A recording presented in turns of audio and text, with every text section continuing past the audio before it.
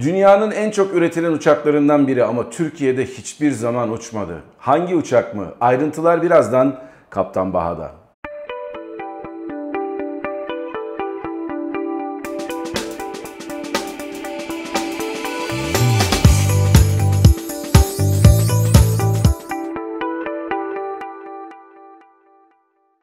Herkese merhabalar arkadaşlar. Ben Kaptan Baha, Bahadır Acuner. Yepyeni bir Kaptan Baha videosunda sizlerle beraberiz. Bugünkü programa, bugünkü konuya geçmeden evvel sizlere hatırlatmada bulunayım. Aşağıda açıklamalar bölümünde değişik ortamlarda Spotify'da, Google'da, Apple'da dinleyebileceğimiz podcast'imin linki var. Bu videoların aynı zamanda podcast yayınlarını da o ortamlarda dinleyebilirsiniz. Fırsat bulduğunuzca, trafikte sıkıştığınızda vesaire bunları açıp dinleyebilirsiniz. Şimdi gelelim bugünkü konumuza. Evet, gerçekten bu uçak dünyada çok başarılı bir uçak ama bu zamana kadar Türkiye'de hiç uçmadı. Eğer yanılıyorsam siz biliyorsanız bu uçaktan Türkiye'de uçanını aşağıda yorumlara yazın. Şu havayolu uçurmuştu deyin ama benim bildiğim kadarıyla bu uçak Türkiye'de hiç uçmadı. Hangi uçaktan bahsediyorum diyecek olursanız De Havilland Dash 8'lerden bahsediyorum. Dash 8'in aslında bir nickname olduğunu, bir lakap olduğunu söylemek lazım. Çünkü DHC harflerinin değişik bir okunuşundan geliyor bu. DHC, De Havilland Kanada'nın açılımı. Daha önceden bu hava aracı üreten firma kısa pistlerden kalkan ve bu konuda da oldukça başarılı olan Twin Otter gibi veya Dash 7 gibi uçakları üretiyor.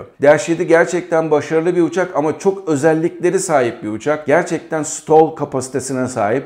Bu uçağın hani perde vitese girmesi ve burnunu aşağı vermesi anlamındaki A'la yazılan stall değil, STOL'nin olduğu Short Takeoff and Landing, kısa mesafede kalkış ve iniş anlamına gelen stall.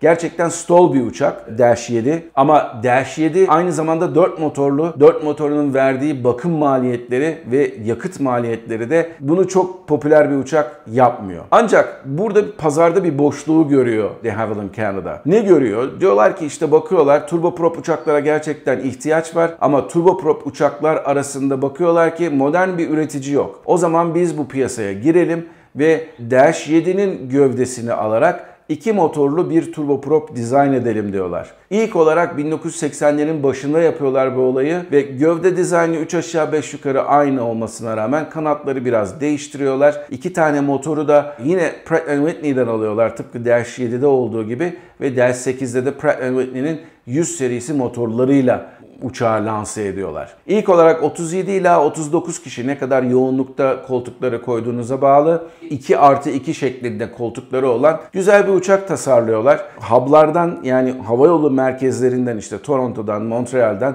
ufak meydanlara gidecek güzel bir uçak tasarlanıyor. Bu uçağın bir güzel özelliği de tıpkı Dash 7'de olduğu gibi yukarıdan kanatlı olması. Yukarıdan kanatlı olması sayesinde de çok böyle iyi olmayan pistlere de, toprak pistlere, işte gravel adı verilen mıcır pistlere, sıkıştırılmış betondan yapılan, sıkıştırılmış topraktan yapılan, hatta ve hatta istenirse çim pistlere bile rahatlıkla inebilen bir uçak. Bunun da özelliği Kanada'nın kuzeyindeki işte tundra bölgelerindeki meydanlara da inip kalkabiliyorlar. Ancak onun dışında bu uçağın güzel bir tarafı daha var. Böyle çok medeni olmayan yerler dışında büyük şehirleri küçük şehirlere bağlamak amacıyla da kullanılabilen bir uçak. Ve turboprop olduğu için de aynı zamanda son derece daha ekonomik. Aynı mesafede, aynı koltuk kapasitesinde bir jeti uçurmak yerine çok daha düşük maliyetle turboprop uçak uçurabiliyorsunuz. İlk olarak 1983'te uçuyor bu uçak. Arkasından 1986'da bu uçağın başarısını gören Boeing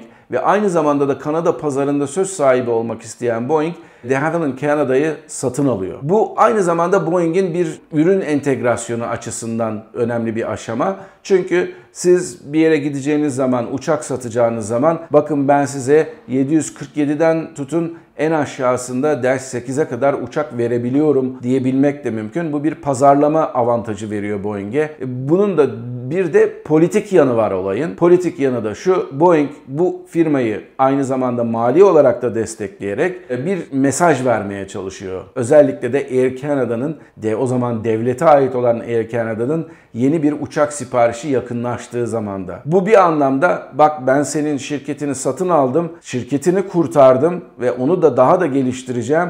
O nedenle sen benden uçak al, gidip Airbus'tan uçak alma diyor. Fakat Boeing'in istediği gibi olmuyor olay ve Air Canada ne kadar politiktir değildir o tartışılır. Sonuçta Airbus'tan uçak almaya karar veriyor. Boeing'in de Havilland'ı satın almasının en güzel taraflarından bir tanesi de bu popüler olan Dash 8 modelinin yeni modellerinin geliştirilmesi için gerekli olan finansmanı sağlaması, aynı zamanda daha da başka modellerin de geliştirilmesi için bir iş yönetimi ve üretim yönetimi konusunda danışmanlık vermesi, kendi firması ne de olsa bu popüler uçağın da daha seri üretilmesini sağlamak amacıyla üretimde bir takım değişikliklere gidiyor. Ancak Air Canada siparişi ortaya çıkmayınca Boeing de bu de Havilland'ı biraz böyle artık fazla miktarda yük olarak gördüğü için, çünkü adam orada 747 satıyor, milyonlarca dolar para kazanıyor. Gidip de 37 kişilik bir uçağı satıp da işte 5 milyon 6 milyon her uçak için para kazanmak çok da böyle uğraşması gerektiği bir şey olmadığını düşünüyor ve bu nedenlerden ötürü de bu firmayı daha sonra satıyor. Ancak bu firma satılmadan evvel Boeing yönetiminde bu uçağın ikinci bir versiyonu Dash 200 modeli, Dash 8-200 modeli ortaya çıkıyor. Bu 200 modelinin özelliği ne? Yine aynı 37 ila 39 kişi kapasitesine sahip ama aynı zamanda bu uçağın motorları daha güçlü olduğu için hem daha fazla yakıt alabiliyor hem de aynı miktarda yolcuyla daha fazla kargo taşıyabiliyor. Bu aynı zamanda uçağın menzilini de arttırdığı için uçak 2000 kilometre, hani neredeyse menzile sahip olan bir uçak hale geliyor. Ancak bu kadar büyük bir menzile ihtiyaç var mı bu kadar küçük bir uçakta diye sorarsanız tabii ki yok, ama bunun vermiş olduğu performans geliştirmesiyle uçak daha fazla miktarda yolcuyu sorunsuz olarak taşıyabiliyor. Şimdi bu uçakla aynı zamanda gerçekleştirilen başka büyük bir teknolojik ilerleme de var. Bu teknolojik ilerleme ne?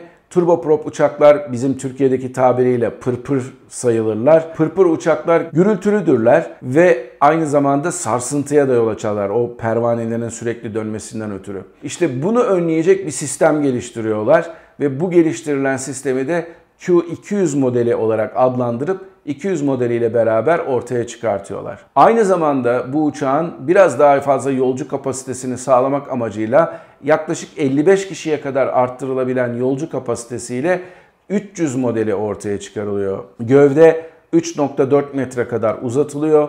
Yeni motorlar getiriliyor. PW'nin 100 serisinin daha güçlü motorları ve 56 yolcuya kadar ve 1700 kilometre menzile ulaşabilecek bir modele ulaşmış oluyor Dash 8 uçağı. Bu zamana kadar normal bir satış gelişmesi gösteriyor uçak. Ancak işte bundan sonra Boeing de bu uçak firmasını Bombardier'e sattıktan sonra Bombardier olaya biraz daha büyük bakıyor. Bombardier de ufak bir firma değil. Tren yapıyorlar, işte tramvay yapıyorlar, jet ski yapıyorlar. Bilinen Kanada'nın en büyük firmalarından bir tanesi. Dolayısıyla mali olarak herhangi bir sıkıntısı yok ve bu iyi satılan uçağın daha da iyi satılacak olan Q400 modelini ortaya çıkarıyorlar. Q400 modelinin güzelliği nereden kaynaklanıyor? Şimdi her şeyden evvel bu uçak 300 modeline göre gövdesi biraz daha uzatılmış bir uçak. Aynı zamanda bu uçağı ilk olarak 78 yolcuyla, sadece ekonomi sınıfındaki koltuklarla 78 yolcuyla taşınabilecek hale getirtiyorlar.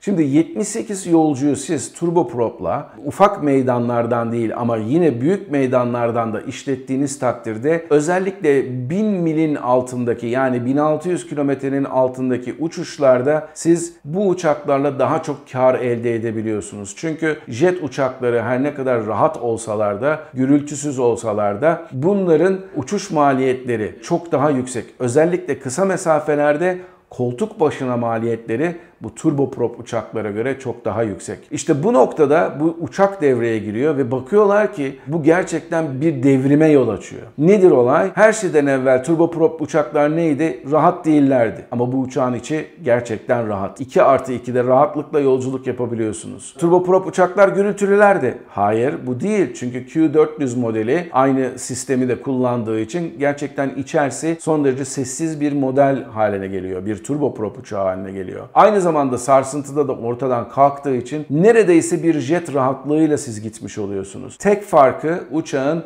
yüksek irtifalara çıkmaması. Ama siz 200 millik, 300 millik yolculuklar yapacaksanız, örneğin Chicago'dan Indianapolis'e gideceksiniz, Toronto'dan Montreal'e gideceksiniz. Öyle çok yukarılara da çıkmanıza gerek yok. Zaten mesafeler çok kısa. Dolayısıyla jetin bütün avantajlarını ortadan kaldırıyor. Tabiri caizse bu uçak devreye girdikten sonra peynir ekmek gibi satılıyor. Bu uçağın ilk olarak piyasada göründüğü zaman 1998 ve ben o zamanlar 2001 yılında Seattle'a taşındığım zaman Horizon Air, Alaska Airlines'ın commuter yani express şirketi, ufak meydanlara, daha kısa mesafelere giden şirketi de o zaman bu uçağa bayağı bir sipariş vermişti. Bu aynı zamanda Q400 modellerine seçenek olarak verilmiyor. Q300'lerde seçenek olarak verilmişti. Bu uçaklarda APU olması da gittikleri ufak meydanlarda yerden çok fazla destek almak zorunda kalmadıkları için hem uçağı çabuk döndürebiliyorsunuz hem de kendi kendine yeterli bir uçak haline geliyor. Dolayısıyla bu uçaklar günde belki de haftada 2 defa gittiğiniz meydanlarda bile size büyük bir avantaj sağlıyor. Bu uçakta PW'nun Pratt & Whitney'nin 100 serisinin 150 motorları var. En güçlü motorları bu zamana kadar yapılan ve pervaneler de oldukça büyük. Bir baktığınız zaman Q400'e gerçekten pervanelerin ne kadar büyük olduğunu görmek mümkün. Ve bu uçak o kadar çok tutuluyor ki 2007 yılında bu uçağı biraz daha geliştiriyorlar. Next Generation haline getiriyorlar. 78 kişilik olan yolcu kapasitesini gövdeyi uzatmadan sadece daha ince koltuklar kullanarak maksimum 90 kişiye kadar çıkartabiliyorlar. Ve 90 kişi azımsanmayacak bir rakam. Ve bu uçağın ekonomikliğine bir örnek vermek gerekirse Horizon Air diyor ki ben bu uçağın %30'unu doldurursam eğer ben maliyetimi karşılıyorum. Geri kalan kısmı artık kâra katkı haline geliyor diyor. Düşünün bir uçağın sadece %30'unu doldurarak siz daha sonrasını doldurarak kâra geçiyorsunuz. Bu da gerçekten çok ekonomik bir uçak olduğunun başka bir kanıtı. Q400 uçaklarını bu zamana kadar Türkiye'de hiç görmedik. Halbuki Türkiye'deki bazı halklarda gerçekten yararlı olabilir. Bunun belli başlı nedenlerin arasında bizim halkımızın pırpır diye tabir ettiği turboprop uçakları, pervaneli uçakları sevmemesi geliyor. Onun dışında bir takım operasyonel olarak sıkıntılar yaratacağı düşünülüyor. Halbuki hiç de öyle değil. Dediğim gibi bu uçak gerçekten gittiği meydanlarda da kendi kendine yeterli bir uçak. Örneğin İstanbul-Edremit arasında, İstanbul-Çanakkale arasında veya Çanakkale-Ankara gibi hatlarda 737 veya Airbus kaldırmak yerine bu uçakları kaldırmak mümkün olabilir. Daha ekonomik olarak uçarsanız diğer uçakları da Boeing'leri, Airbus'ları da daha o uçakların ekonomik hale geleceği başka hatlarda da kullanmanız mümkün olabilir. Dediğim gibi siz pırpırlarla hiç uçmayı düşünür müsünüz, düşünmez misiniz bilmiyorum ama gerçekten bu uçak ne yazık ki Türkiye'de hiç uçmadı, hiçbir havayolunda uçmadı ve bundan sonra uçar mı orası da bilinmez. Ama size bir sorum var. Siz olsaydınız bu uçaklarla uçar mıydınız? Bakalım yorumlarınızı bekliyorum bu konuda. Başka bir Kaptan Baha videosunda, başka bir uçak inceleme videosunda tekrardan beraber olmak üzere. Bu videoyu beğendiyseniz emeği geçenler için bir like atmayı unutmayın. Aynı zamanda kanalımıza da abone olun ve bildirimlere de açın ki bundan sonraki güzel videolarımızdan sizin de haberiniz olsun. Bambaşka konularda, bambaşka bir Kaptan Baha videosunda tekrardan görüşmek üzere. Mutlu kalın ama her şeyden önemlisi sağlıklı kalın. Hoşça kalın.